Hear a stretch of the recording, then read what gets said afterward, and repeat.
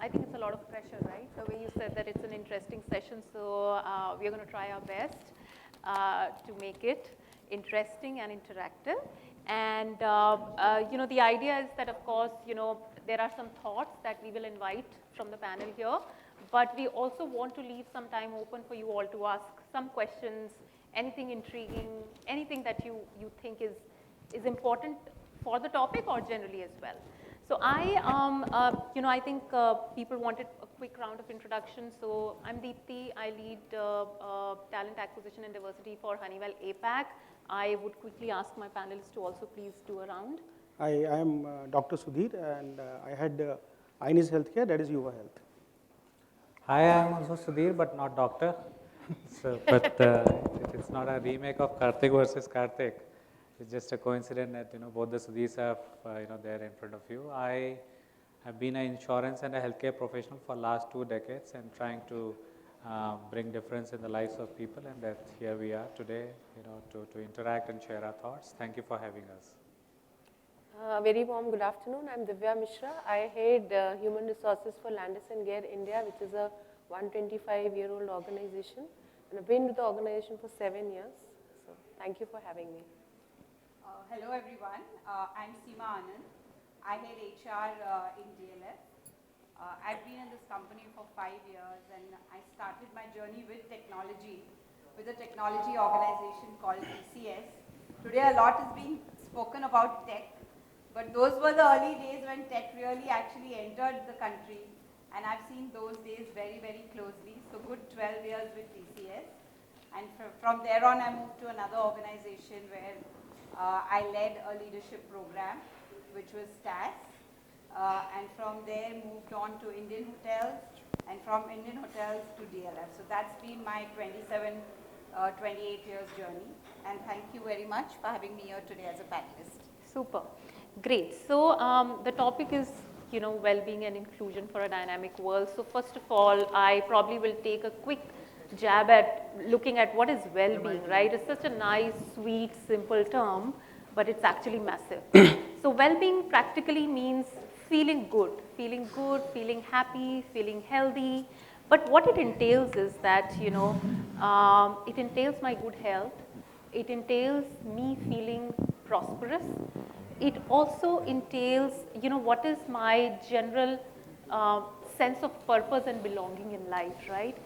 And I was reading something by, World Health Organization. I think if some of you will remember, somewhere in 2002, amidst COVID, they declared, is that almost like a critical guideline to all the corporates and governments that they must include well-being as a critical priority for them.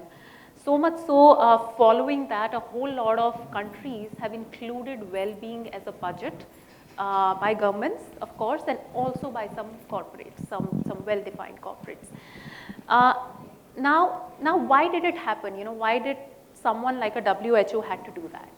So, couple of research indicate that 60% of us, 60% of world is a working population, and of 60%, around 15% of all of us are suffering from things like anxiety, depression, burnout, everything that can be clustered under not feeling well.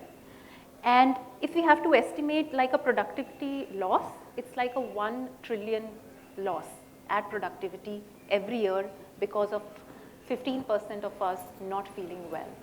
So with this, these alarming statistics that we don't really look at, we look at productivity, at home we look at our salaries, bank account, but this is the bigger picture that's coming at us at a very quick pace. We don't look at it.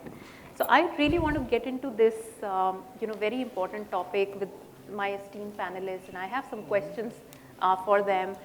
So I'll start with you, Sudhir. Given your exceptional background in military and healthcare, and I know that you recently founded this organization.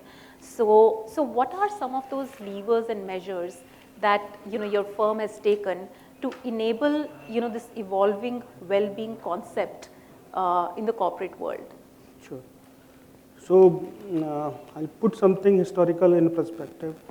See, the corporate wellness, initially it started with the Industrial Revolution, when Factory Act came into place and there were certain compliances which was put, and factory owner were made to make annual medical as a mandatory thing. And then over a period of time, it has evolved. In 90s, it become the companies used to look after their employees, their well-being. So annual medical also came into place. And it has been a part of Indian Army. Being a part of Indian Air Force, so annual medical is always there, and every year you have to get it done, otherwise you will not get your promotion or ACR also. So that's the importance of an annual medical. So keeping all this thing in mind, and coming up of new technology like touchless screening, which has come recently, wherein a lot of body parameters can be measured using their technology.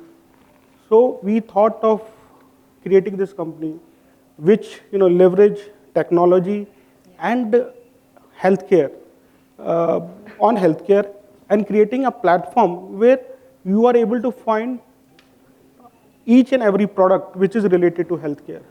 It can be anything. You think of a product, it should be available on a single marketplace. Why should we go and search for let's say if I want to have a equipment, I want to, let's say, buy PAP. For my family, I don't want to buy it, I just want to have it on rent.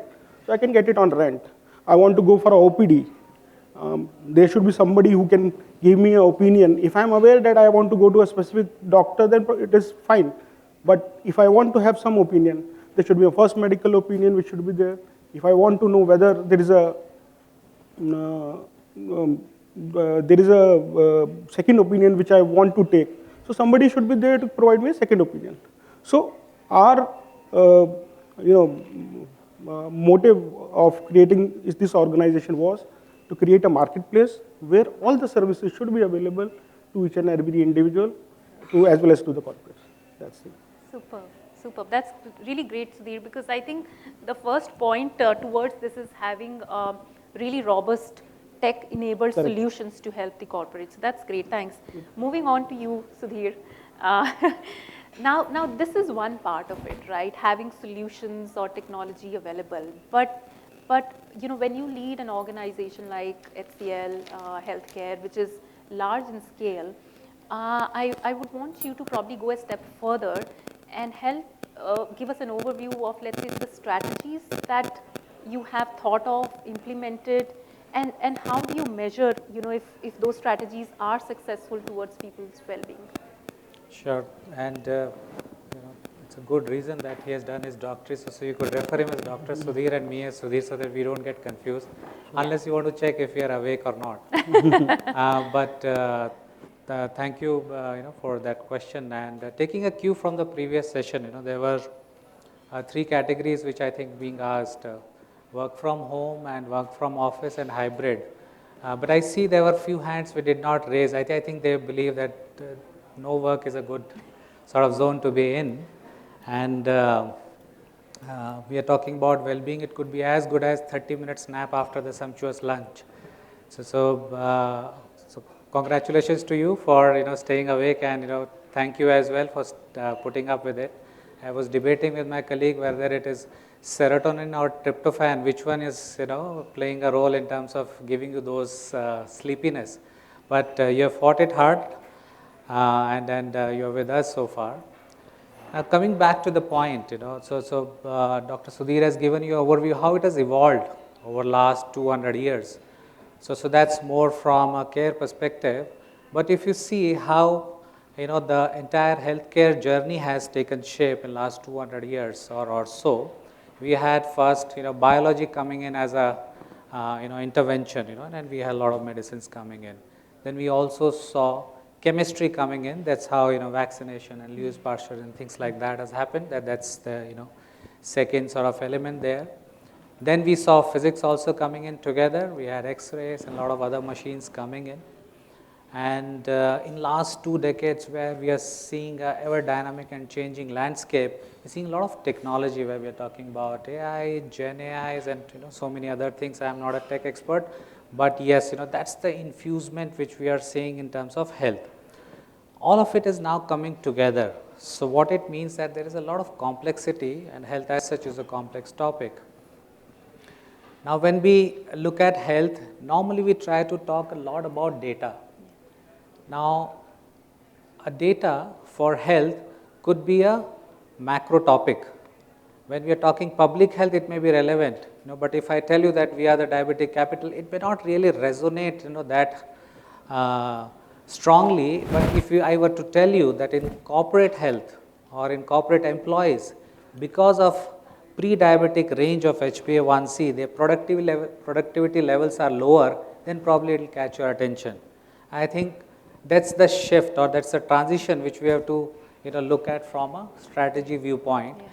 So just to re-articulate, health as a topic in our context, in the HR context, it's not only employee benefits, but it is benefits for the corporate, because it is making the employee more productive, more resilient, and thereby a more important resource on the floor. That's the context. With that, what it can do is, there are four things which we have tried, and we have sort of taken it as a solution to the corporates. One is simplification of the entire approach. Whether you use technology or not, or you are using point of care or various other tools and techniques which are available, but if you are able to create 3 or 4 benefits for the end user. One is access. If there is an employee anywhere he is working, but if you can create an access point for him to utilize those services, that's a very important angle you could create. Then second is personalization. Then we are a multi-generation working together. So the younger workforce and the older workforce, they have very different requirement. But if you could create those persona-based segments and accordingly you could respond to those needs, I think that will be a great thing to do. The third aspect is, how do you actually navigate the entire journey? Otherwise it's very difficult. For example, very simple thing. I'm sure most of you would have done your health checkups, or some or other day you would have visited a diagnostic center for XYZ reasons. But if you do not see a clinician, a doctor after that, then you are just left to Google. The other day on Guru Purnima, I was seeing somebody praying Google, saying that they are the best gurus for last few decades. But when it comes to medical health, it's beyond that. So that kind of navigation is very similar. The second and important aspects, as you all are stakeholders, experts, and you are leading your function in your respective companies, it's important to look at analytics in an integrated way. For last 40-50 years, we've been only looking at insurance analytics, which gives you data point for 7.5 to 10%. Nobody use, if you see your data, that's the incidence what you have. But if you look at healthcare, which is outside hospitalization, it's about 50-60% of data points.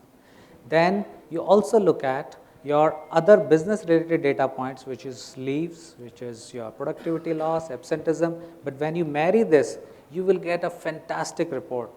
With a large aviation house, of Indian origin, we have done a research with them. We have published a paper which is now part of American Medical Council. They have reviewed it and they have really appreciated the work which we have done. So that's the power of data which is in our hand already.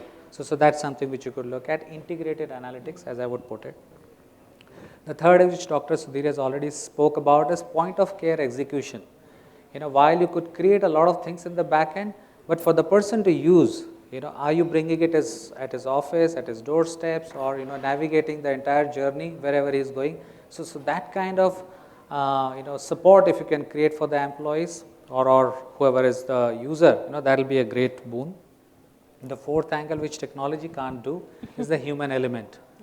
The adjudication, the assistance, the opinion, which my co-panelist Dr. Sudhir also spoke about, second opinions, and helping you with that human angle is very important. I think these are the 4 core strategies and pillars which we work and take that as a proposition for our corporates, and that's where we are. Thank you.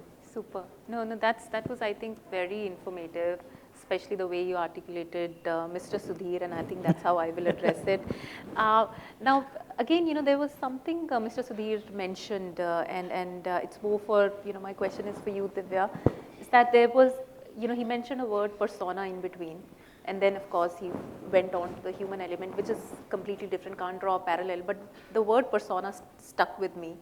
And I really want to ask you, like, one is of course, the prescriptive aspects that we just spoke about. But in a workplace, in office, we have, various personas, right? And there are issues or concerns that have been existing in corporates with regards to discrimination, equality, inequality, me being able to bring my authentic self to work. We are in a generation wherein we have gender agnostic work population as well. And that has also led to a surge of certain mental concerns, right? Certain well-being concerns, because some groups, some cohorts feel that they're not recognized the way they should be.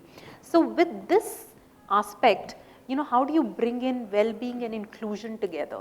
Is if you can throw some light on that. Sure, and I'll go back to the point where you said that inclusion is a behavior. Yeah. And I think what better way to kind of inculcate the behaviors which are very important as part of the culture. And I think that can be done if you kind of integrate those behavior with value, organizational values, because I think those are the defining factors from where it all begins.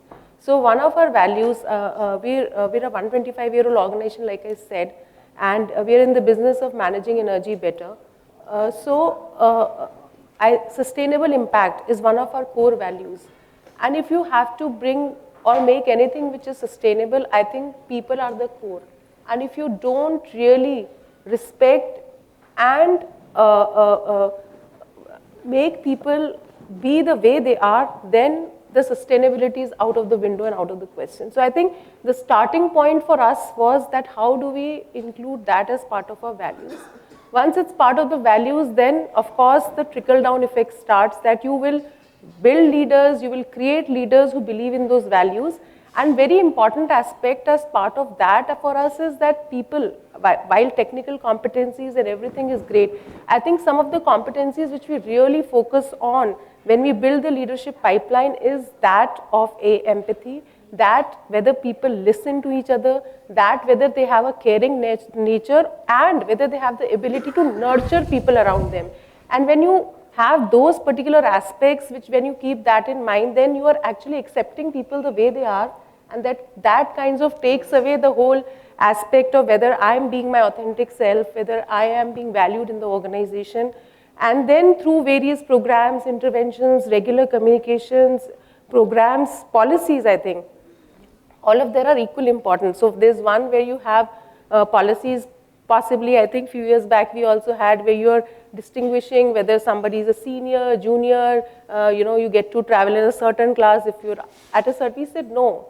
We are an organization which truly wants to encapsulate all the elements of diversity, equity, inclusion, and not just inclusion, but belongingness, because belongingness is a feeling. And that feeling will only come if, you're able to create that whole environment. So we said that no, everything, it's just very similar. We are all equitable. We are all inclusive organization, and then whole our programs were designed around that. I think that was the starting point, and I think employee themselves, our whole policies, programs are built around people first philosophy. So respect and dignity for individuals is paramount. That's something which is a non-compromisable element for us. Having said that, some people at any given point in time, because of various environmental factors, because we have to also say that people come with the past experiences, right? It's not just your current experiences which make who you are. So people may feel that, is this right for me? And I think that's where your individual connects, your communication with employees makes a lot of difference. So that's the starting point for us as far as inclusion goes. So. No, I think that's great, and one of the levers to actually do something on ground is inculcate a policy, and I think it's beautiful when you say that, there's one cut policy for travel. It's so simple, right? But a whole lot of organizations are unable to do it because there is a mindset that has been set, and it's an okay mindset, right? People went with it, but I think it takes one transformative decision or one transformative policy to make that change. Thank you so much, Divya. I think that's a beautiful example of how do you create an equitable environment so that people don't feel left out. And if you don't feel left out, you feel that, okay, you're treating equally, you feel good. And well-being is all about feeling when I first started the discussion. Great. So moving on to you, Seema, you know, from a people aspect, and I'd like to continue with that.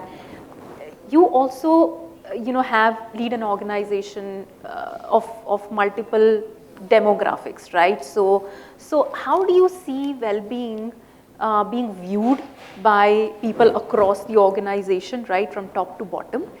And what are the challenges that you genuinely face on ground, right, when you're implementing a policy or a solution? So generic challenges that come across. Okay. So honestly, well-being has had its own journey. Like the other panelists said, it started in organization, it was limited to those health checkups, those annual health checkups and pre-employment health checkups. From there, it has come a long way.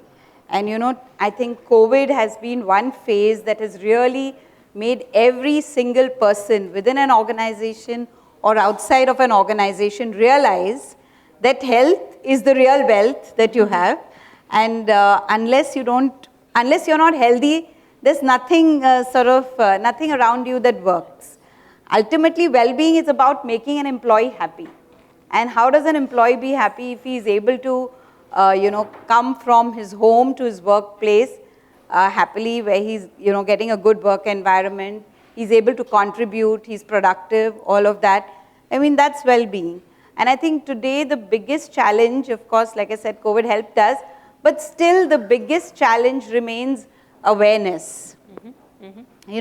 Just making people aware of the different well-being options that exist. Just because you have these 3 generations of workforce in an organization and each with their own mindset. So just making them aware what is in it for me, that statement, clarifying just that statement to everybody, I think that still stands as the biggest challenge. Because while there are all kind of vaccinations, all kind of screenings and everything that have come up, but people's beliefs, and that's the second challenge. The belief system that people carry, whether this is something that I want to go for, the motivation levels, the traditional approach that they have, I think that's really the second challenge. And to combat that one,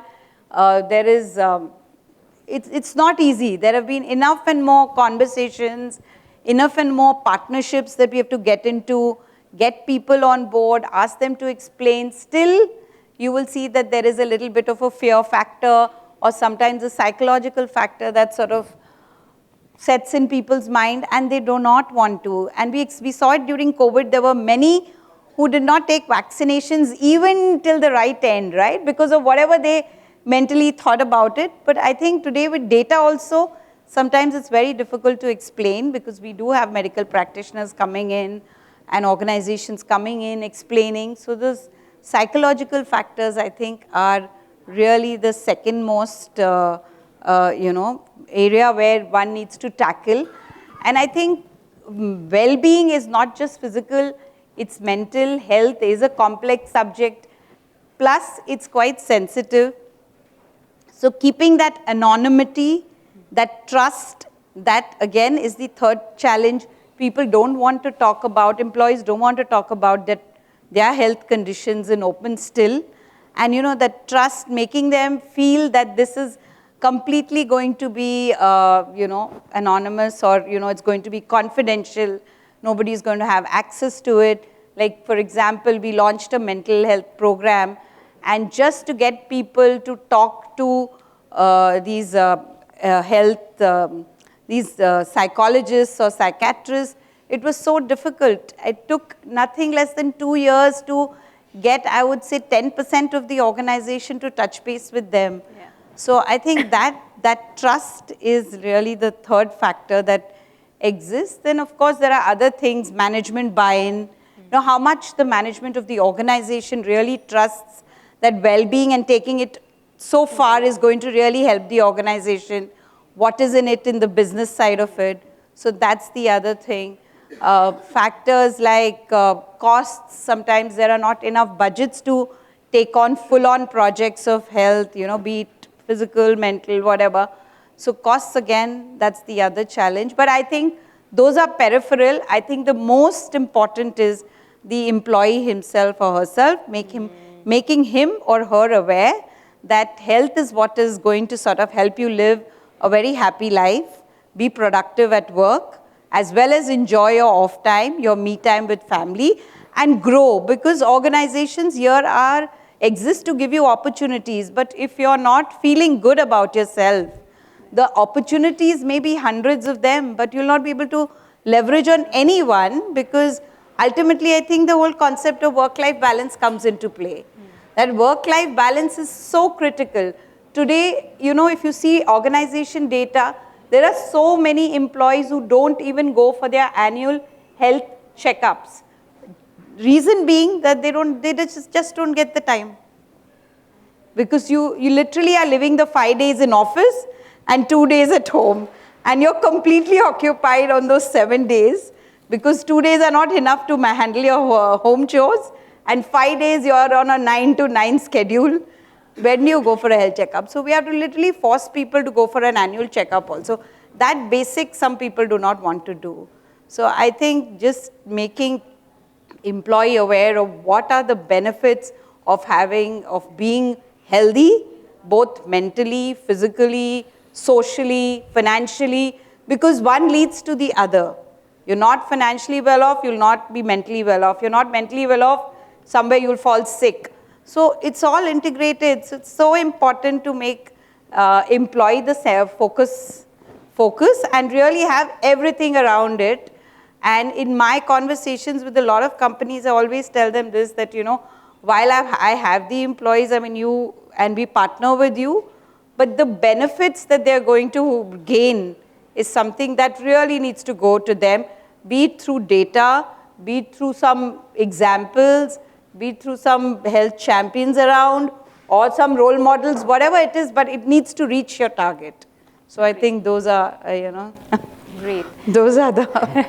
Thanks, Seema. I think some of those challenges were really candid and honest, and I think I really appreciate that. I'm sure the audience also, especially when you touched upon things like leadership buy-in and budget, I think those challenges do exist, Yeah, of course. while the leadership might feel for it, but when it comes to having a discussion at the table, what is happening at that table. So thank you so much. And you really got me stuck to a point of awareness, right? That people aren't aware now, and people don't listen, or they're not up to it, right? So my next, probably I'll ask this to all of the question is that one is let's say a cohort which is unaware, and there are reasons why they are unaware or unwilling.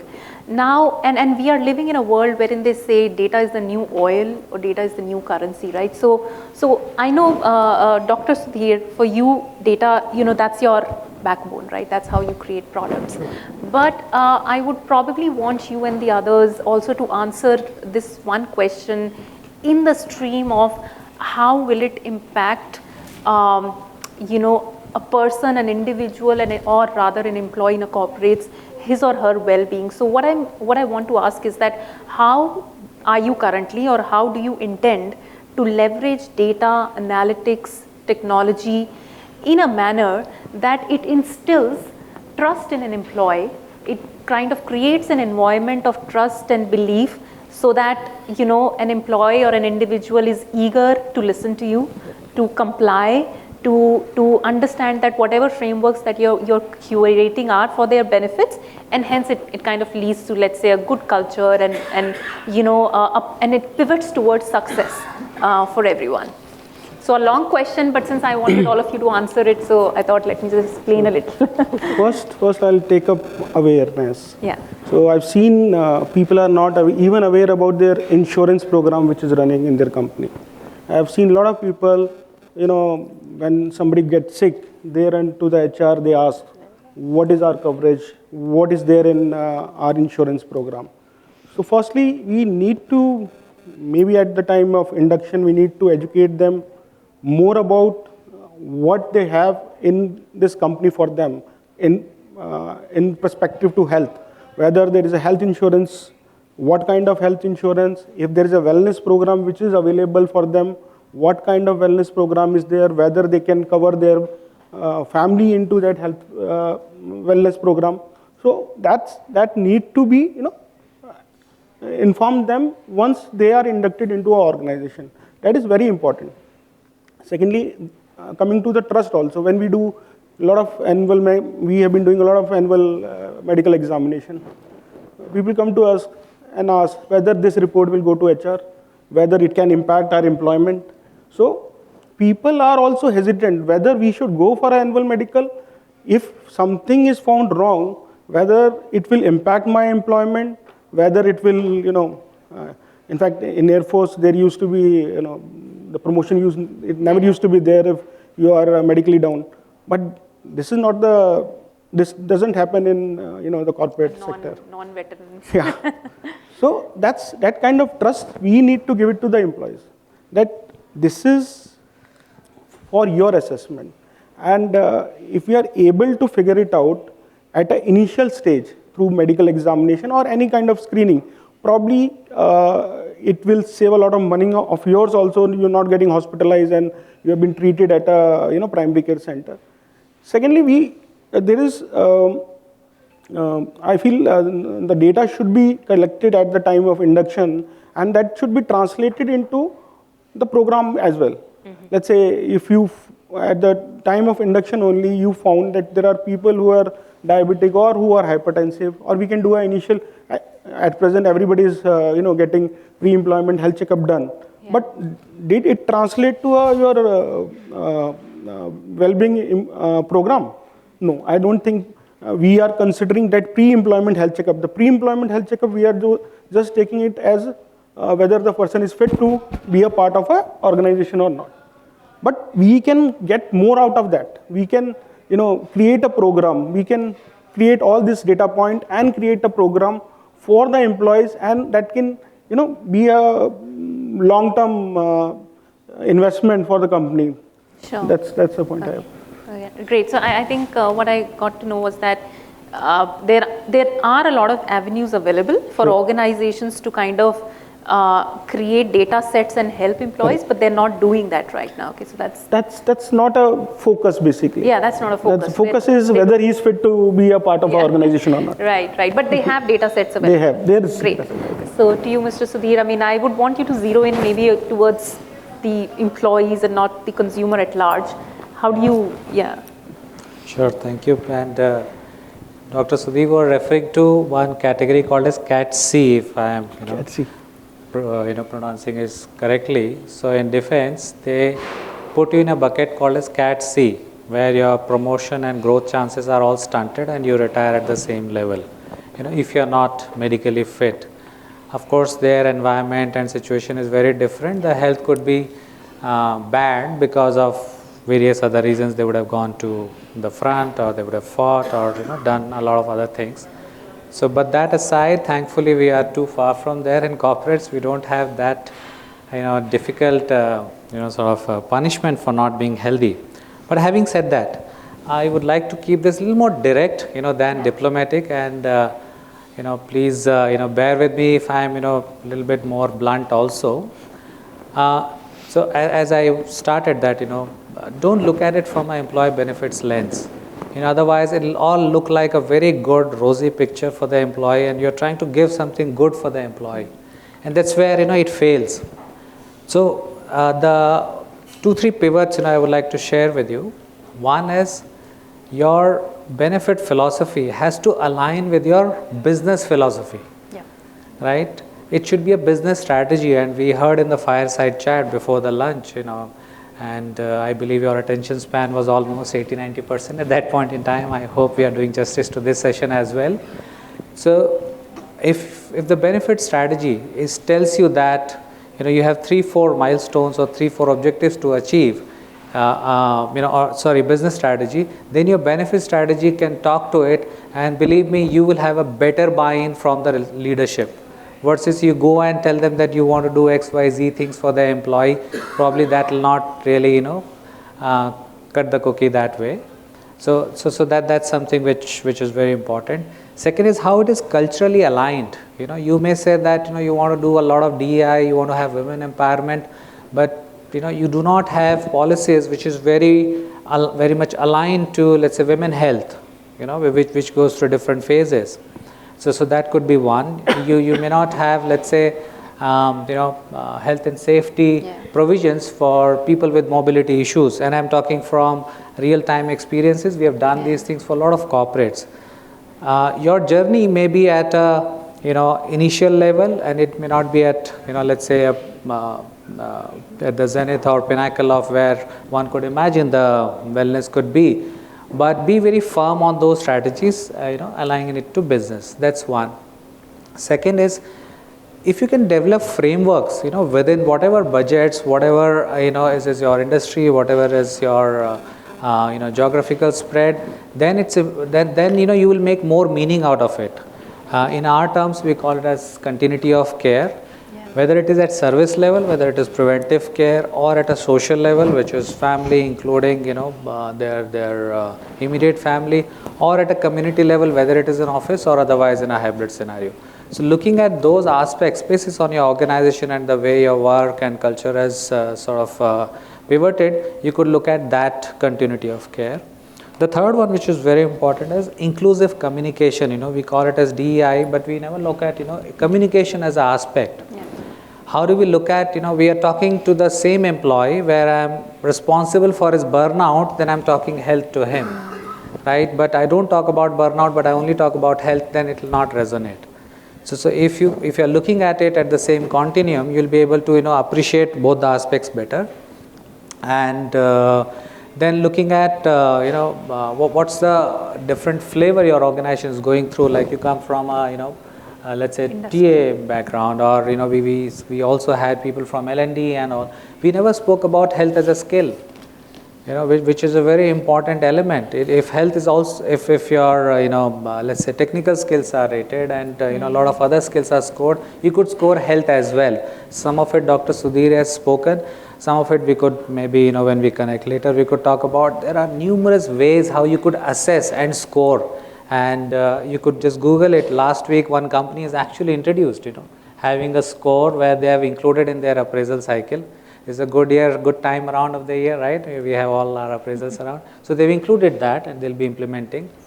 As a company, as a healthcare company, at HCL Healthcare, we've introduced one such a component called as Green Apple Award, where we reward people for health transformation, which includes various components, we could do it a little more because we are a healthcare company ourselves, but we have the wherewithal, to kind of look at it from different lens.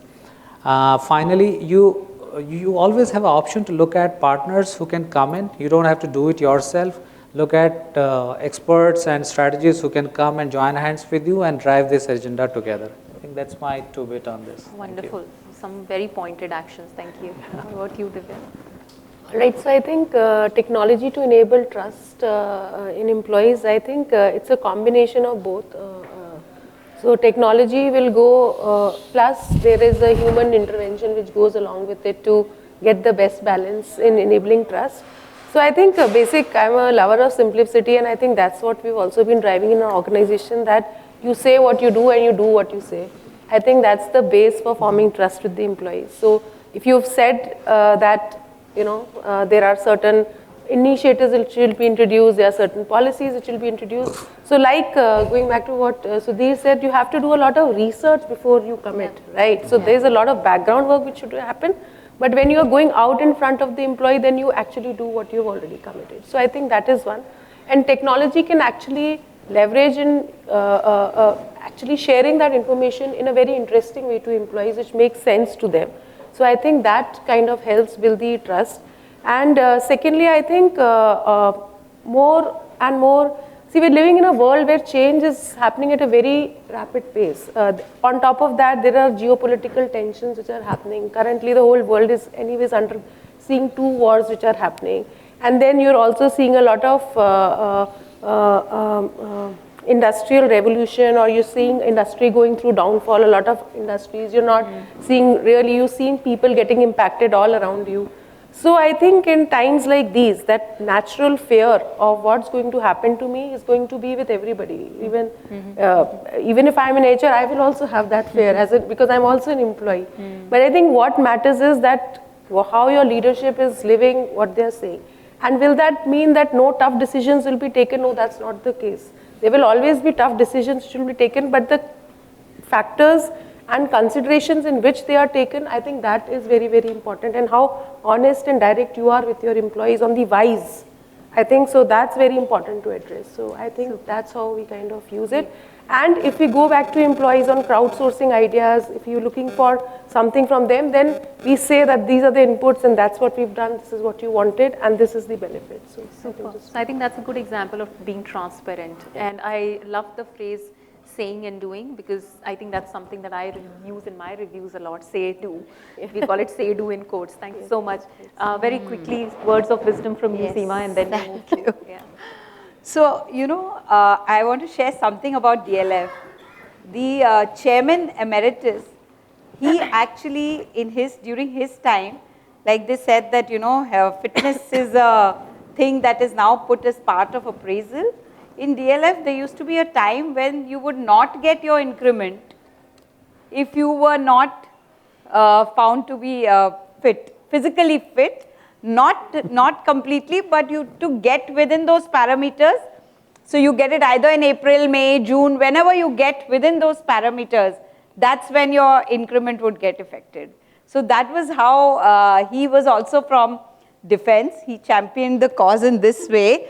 And he would say that, okay, whenever you're fit, so everybody actually through the year worked towards it, because they knew April was the time when we would get it. They would ensure that all their parameters are actually getting into place by March, so that the increment can be affected towards it. So it was if I look at it right now, I think it was really an innovative way of getting people on track and I think his learnings were from the defense, which in a way he tried and put into place in the private sector.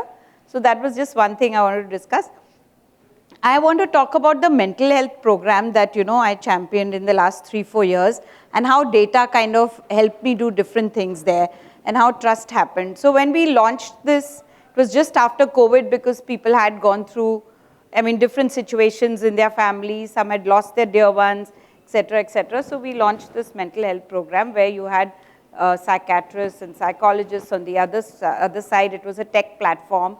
You could talk to anybody at any point in time, 24/7, any language, on the computer, through the mobile, at any point in time.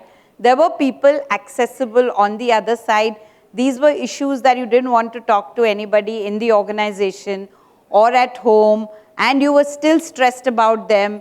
So you had another option that was given to you, which you could use, and we encouraged people. So while it was sensitive, we didn't want to go all over the place talking about it, but very sensitively we introduced it, and we let it sort of grow on its own. We didn't even push it, because we didn't want it to go to the negative side, and people viewing it in a different way, that okay, I'm calling up the psychiatrist in the middle of the night talking. It was completely kept anonymous. While we said that nobody is going to see the data, I would be the only one who saw data once in 3 months, because what happened is that I wanted to also keep sort of refining what I was doing for employees. If I didn't see the data, it would mean nothing to me. I wanted to keep building that trust of employees slowly. So I saw the issues, the timings that people would get onto it, and accordingly, I got this partner firm to also engage with people. So things like relationship, loss of a family member, confidence, body shaming, just how the person would look, communication, these were issues that were being spoken on this platform, and it was really an eye-opener, because issues of all kinds were there. And then what I did as a next step, was picked up each of these issues and developed a sort of an engagement around it, and then put it again to the employees, so that wherever there was a confidence problem, how do you enhance your confidence? Parenting, effective parenting came up, so bring in experts from outside. make sure employees are exposed to these things, they get some tips. Also run these online sort of short videos where employees would learn small, see, everything is learnable, I believe that, I mean, nobody's born with confidence. Everybody slowly gets it. It's just how the kind of opportunities you have and the kind of work environment you get into. Yeah. So helping people gain that, helping people bring that real assertive self forward. I think I did all that through data of this digital app that we launched and this digital platform that we launched. Great. And I think today people talk very good about it. I can't boast of large numbers. They're still small numbers, but I would say that at least they're increasing. I do not want to push it. I want to keep it at that. I want people to voluntarily feel that I want to talk to somebody, and this is not a thing that I want to go gaga about and tell people to reach out to. But whatever those numbers are, whatever feedback I'm getting, it's going back to employees in a way. So that's how digital is really helping me build that trust that, okay, here there's something, somewhere or the other people realize that these topics are coming up and we're getting some input. So I think that was really a success story in my organization. At the end of it, I think people, I mean, we've had so many conversations through the day, but I think it's very important to realize that people are the most important assets of any organization. And every problem in an organization boils down to a people's problem. If you deep dive into the problem, you will realize that at the end, it boils down to being a people's problem. Yeah. So I think if you treat your people with love, respect, and care, honestly, you can get them to do anything and everything. Super. All right. So there is a red screen here. I don't know if we have time for questions, but I'm going to quickly summarize. I didn't see that. I'm going to quickly summarize. I think wonderful discussion. Couple of takeaways. Well-being is a continuum. It is physical, it is mental, it is emotional, it is related to aspects of being included, it is about having a purpose. So big continuum. We are probably, it's going to be about needle movements. We might not have something transformative very soon, but we will have needle movements. But we do have data. And what was really nice and imperative was that for all of them, data is consistent and holds strong and true in order to leverage it to curate programs, initiatives that will enable for better well-being of employees, that will at the end hence create trust and transparency between employee and an employer. We are getting some side eyes. And I can also sense that. No, but we have, there is needle movement, Yes. right? The ecosystem has grown. We can take it offline. Thank you.